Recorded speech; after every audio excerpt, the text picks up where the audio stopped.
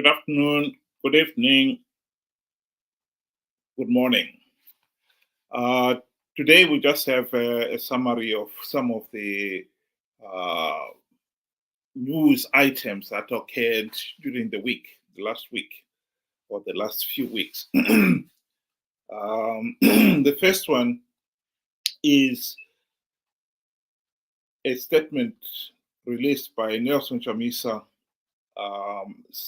promising that tomorrow is going to release a substantive statement on the 2023 elections. This keeps coming back, Benjamin. What do you think he's going to say? Well, I don't see anything new. I mean, right now we shouldn't be talking about the 2023 elections. We all know what happened. We've heard the whole story. I think loud and clear from even including the reports that came from the mission observer mission. So I think it's of no benefit to us hearing about what happened. We know what happened. We want a way forward rather to what how are we going to get ourselves out of this mess that you have gotten us into, right? You made us believe that you had this under control, you had this in the bag. This time it was certain, it was guaranteed. It didn't happen. What we want to know is what is the way forward, not about what happened. We know what happened. I think there's nothing new that we are going to hear, unless probably we are going to be told, SADC is we are collaborating. We all know that we want something that is solid, something that is tangible. You got us into this mess. Please get us out. I think personally, if that statement is promising, I think one of the first items that should be in that statement is him admitting and apologizing to the people of Zimbabwe that he is the one who misled them,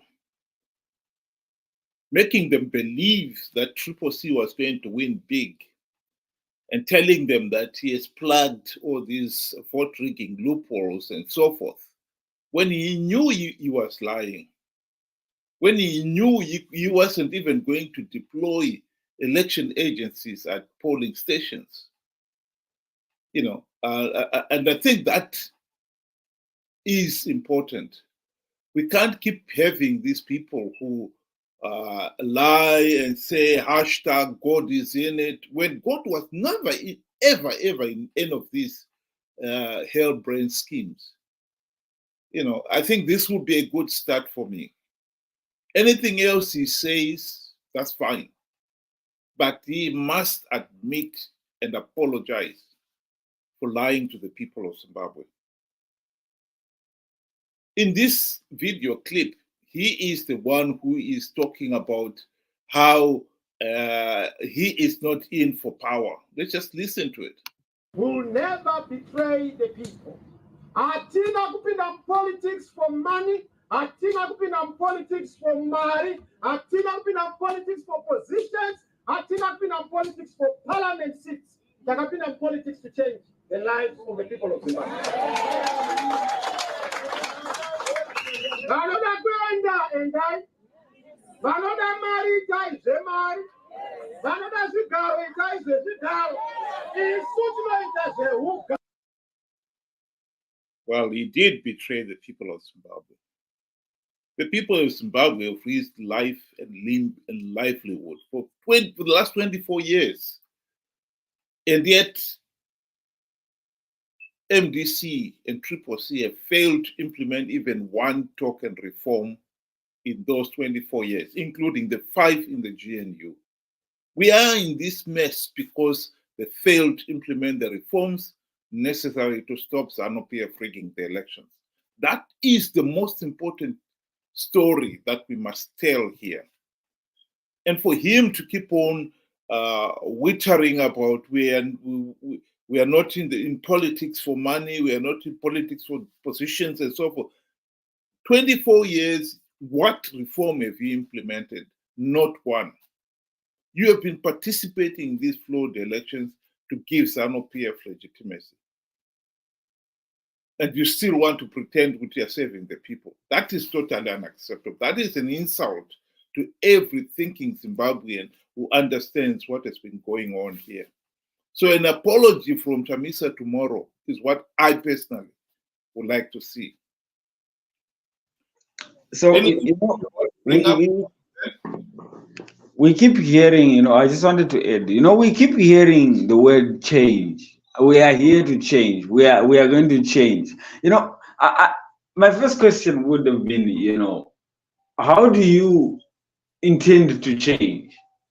If you're saying yours is not about government, yours is not about forming, parliament,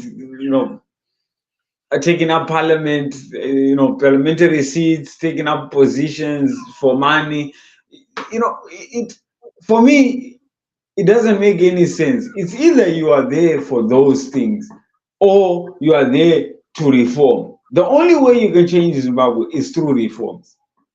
So if you're not doing that, then you means you're doing the other. There's only two positions. You cannot, be in the middle to say this is, I'm just going to be somewhere in the fence. And from now, what we have seen or what is evident, we all have seen that, everybody has run to take up, positions, despite even, the SADC report saying that everything was illegal. Everybody went and took up positions. The same thing that he said we're not doing. Yes, you may say he didn't do it, but his people did it, because here he is saying we. We doesn't mean one person. We means a lot. The whole of Triple C, they have taken up, So we cannot then say, because there's been a split, he's no longer part and parcel of Triple C. Triple C are the bad people and he's good. No, he was part and parcel. In fact, he was the leader of this here organization, right? So this means that he must be held accountable. And I must agree with you. We don't want to hear about what happened. We want to know what is going to happen going forth, right? If you come to your senses, and by you coming to your senses, I agree with you, you have to apologize and, say, okay, we made a mistake, admission of guilt, we made a mistake, we underestimated. How do we fix it? If you can't, then at least engage people that will, that are competent enough to help you go forward from here. Because from what where I stand, I think it's pointless for us to be told what happened. We've got enough reports. We've got even recommendations. So there's nothing new there.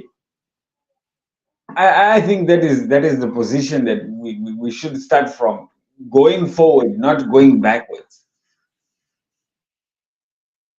Well, just a point of correction, the participation in this flawed election, the failure to implement reforms in 24 years can never, ever be called a mistake. During the GNU, Mugabe bribed the MDC leaders and they forgot about the reforms. That is a historic fact. And you cannot say it was a mistake, because the GNU lasted 5 years. And in those 5 years, they failed to implement even one reform. It wasn't a mistake at all. This was pure and simple greed. Chamisa did not make a mistake of saying he's plugging all the vote rigging loopholes. Hashtag God is in it. He knew he had not plugged any vote rigging loopholes. He knew that the verified voters roll was not in place. He wanted people to participate because Triple C guys would get the benefit of the few gravy train seats in parliament, which they did. The fact that some of the CCC members then turned on him and started recalling some of the guys he helped win the elections is neither here or there. That is their own internal affairs.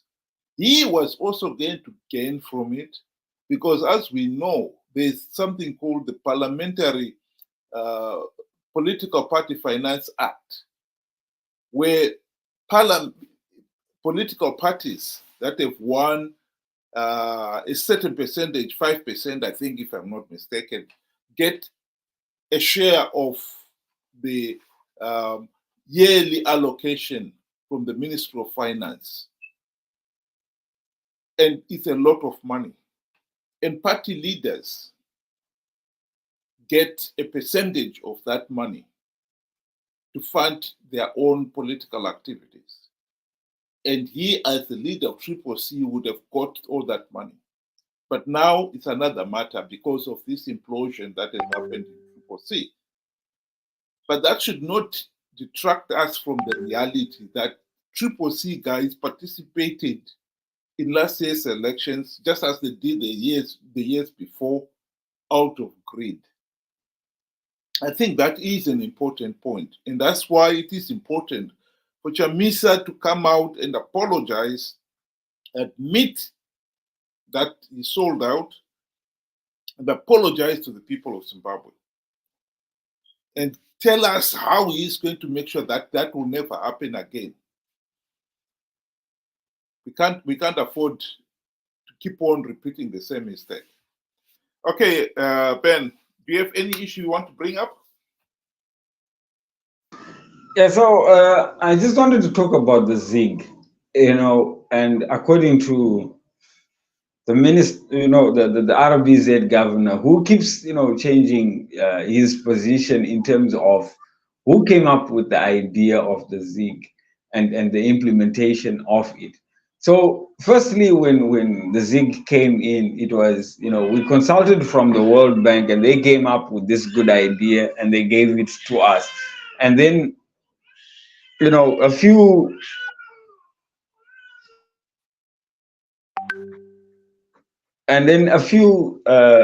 moments later, he comes up, he says, we have been consulting, somebody. It's not actually the Reserve Bank, it's somebody from the Reserve Bank from the World Bank that we had consulted. And now, during a meeting this past week, he says it's his brainchild. He's taking ownership of it.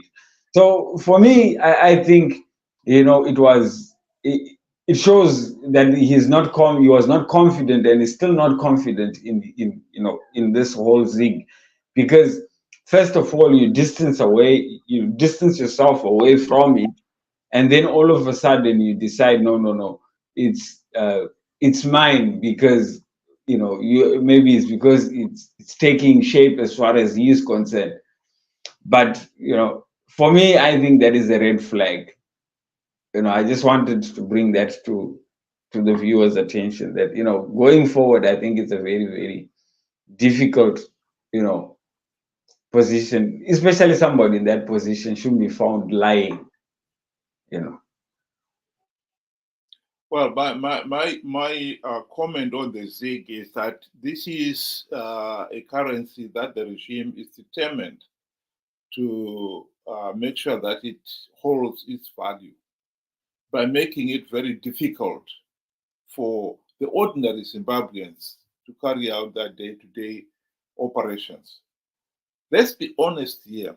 The ZIG was introduced to fill in the gap between those Zimbabweans who do not have access to Forex, to foreign currencies, to be able to carry out their day-to-day business activities, transactions. If we were operating in a system where the Forex was enough to carry out the day-to-day activities, then the ZIG would not be required. We've had that position. And they were only introduced because it was very difficult for people to keep on trading because they didn't have enough the forex. And if you found yourself, for instance, with a 10 US dollar note, and you go to a shop and you want to buy something, and they will tell you, "Oh, we have no US dollar notes to give you change." What do? You end up being given sweets or things that you didn't want. So the local currency was introduced initially to fill in that gap. And then it was given a value so that people could trade, understanding what its value is. It's just that it kept losing its value. And this time they're stopping the SIG losing its value by making it very difficult for people to get the SIG in the first place. Banks are given a certain amount, and it's not enough. You go to the bank, you want to get a SIG, you can't get it. They'll tell you we have no SIG to give you, even if you have got money into your own account. So people have ended up having to use the electronic money, even the SIG, to do their swipes. But nonetheless, those who do not have that are now at a serious disadvantage. The vendor who is selling on the street cannot have a swipe machine. And so they cannot do their normal trading because the people who go to them and they do not have the SIG and they do not have the change. So they're back to square one. This is a problem that must be addressed by government in a meaningful way. The idea of trying to control the SIG, stopping the SIG losing its value by making it difficult, is taking us back to where we were. Why we had to introduce the local currency. In America, if you're doing your normal trade, you can pay in check, credit card, or whatever, but you also have the dollar and the coins, so that something that is valued at, say, $5.60, you get 40 cents back change. In Zimbabwe, there are no US coins, so people cannot be given any change in coins. The SIG was supposed to fill in that gap. This is really a serious economic problem. It is causing a headache to the ordinary person who does not have access to electronic equipment to do the electronic transactions. This is putting them at a serious disadvantage. And this should be looked into. This is just Kia way of running the economy, and that point must be made. Okay, I think the other item I wanted to talk about, Ben, was the issue of this saga of Mnangagwa trying to get back into power by hook or by crook. I'll just play a quick video of his Masvingo guys asking that he should come back.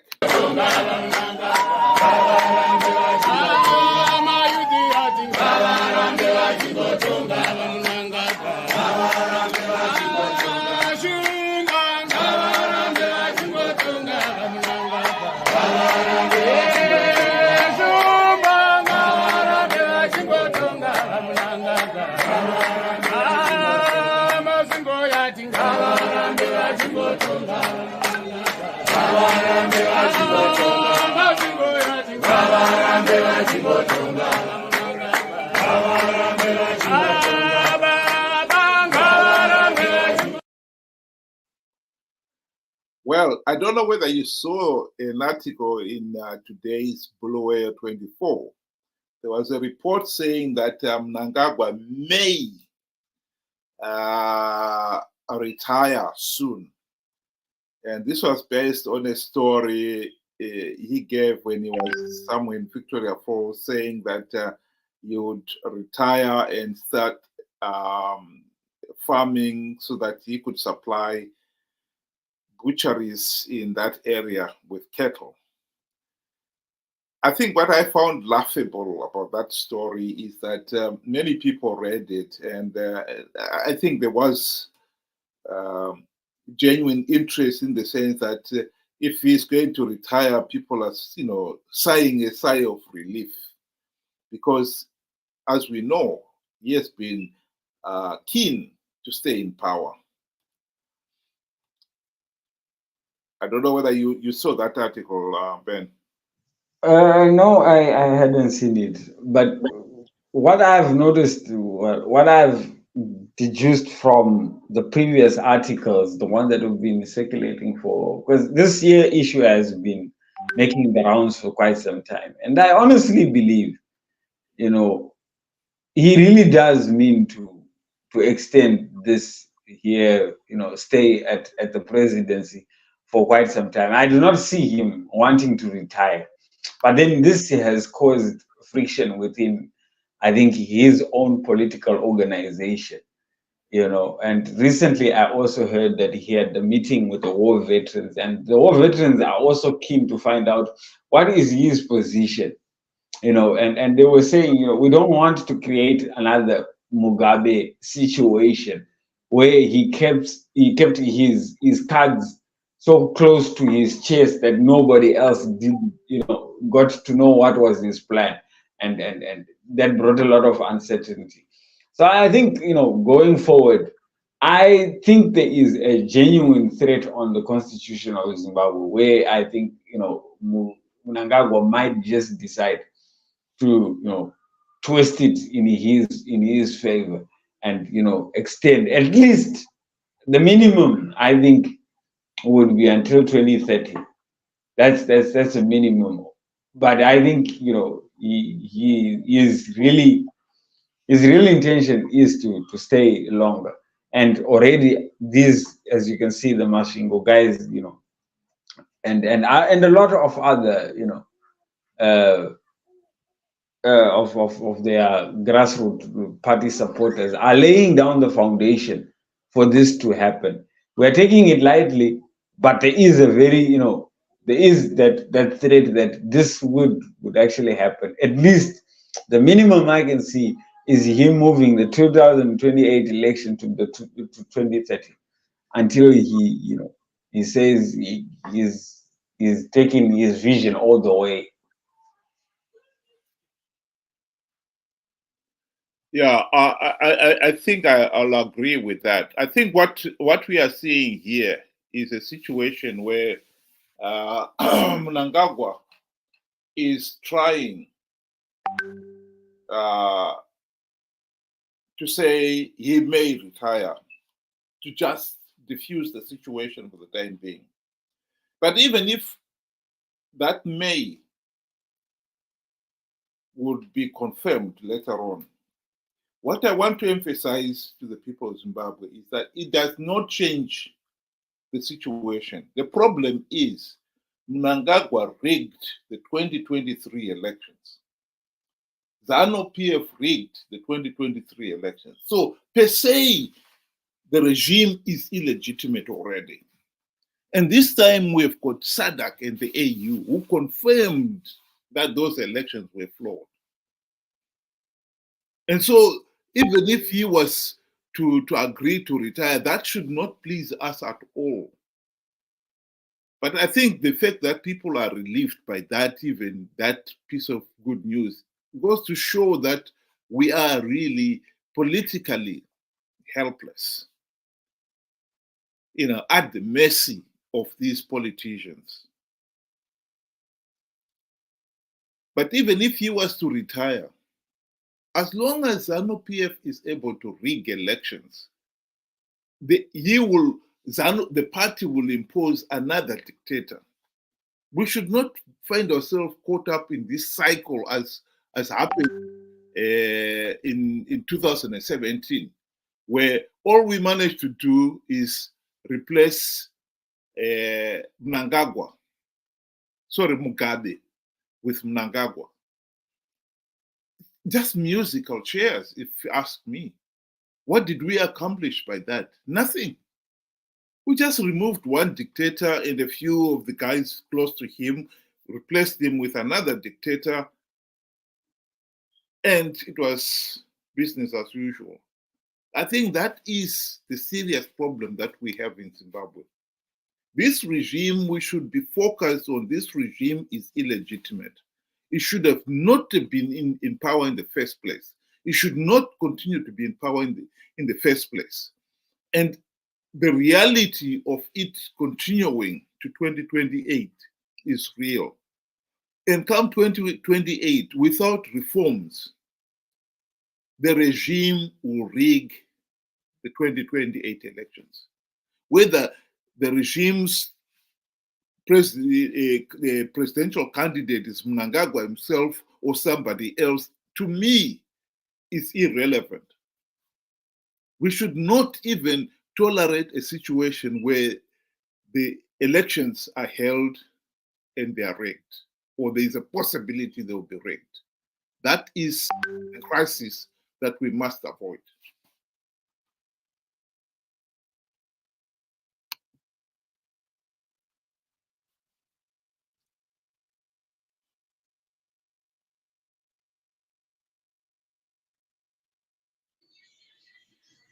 Yes, I do agree with you. There's always that hanging over our heads in terms of, you know, the election process in Zimbabwe. And that until we get to think right and to do the right thing, I think the right thing must be done, which is the implementation of democratic reforms, such that I've always said that it's not about changing the president. We can have Chamisa, and then it turns out to be something that we do not want. We should be able to remove him out of power, by the democratic way. But if we are just interested in the quick fix, this is where we find we are replacing Mugabe with Mnangagwa, and we are cheering. And then 2-3 days down the line, we are back there and we are crying foul. So I honestly believe it all comes down to us Zimbabweans, how we see ourselves going forward. Are we going to do the right thing, or we are going to do the shortcut and come up with all these foolish strategies?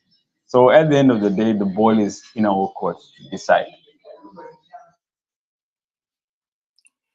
Thank you very much, Benjamin. My last remark on this Sunday afternoon would be that the 2023 elections still remain our best hope, in the sense that SADC and the AU condemned those elections as flawed.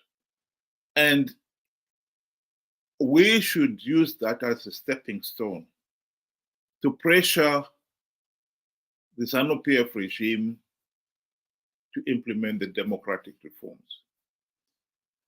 At the present moment, I don't know what Chamisa's statement tomorrow will be saying, but personally, I don't think there will be anything to be achieved of any value in trying to get SADC to step in and somehow try to, in any way, hold ZANU-PF to account, particularly in the present situation where CCC has all but imploded. We do not have an opposition of substance in Zimbabwe right now. So trying to say ZANU-PF should be removed will achieve nothing, because if there were to be fresh elections, as Chamisa has been claiming before, fresh elections in the present situation will only give ZANU-PF legitimacy, because they're bound to win. The opposition is so divided and incompetent that I don't see them posing any serious challenge. Our best hope is to make sure that 2028 elections are held with the reforms implemented. If not, that people do not participate in those elections and give ZANU-PF legitimacy.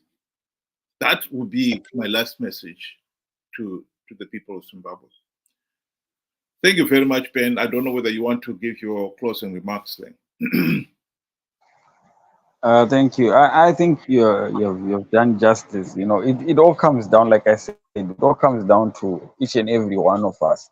You know, do we want to do the right thing, or we want to keep on listening to these here schemes and following them? And at the end of the day, we are the ones that are left to suffer with it. And you know, everybody does the disappearing act or become comfortable with their achievement or with the spoils of war.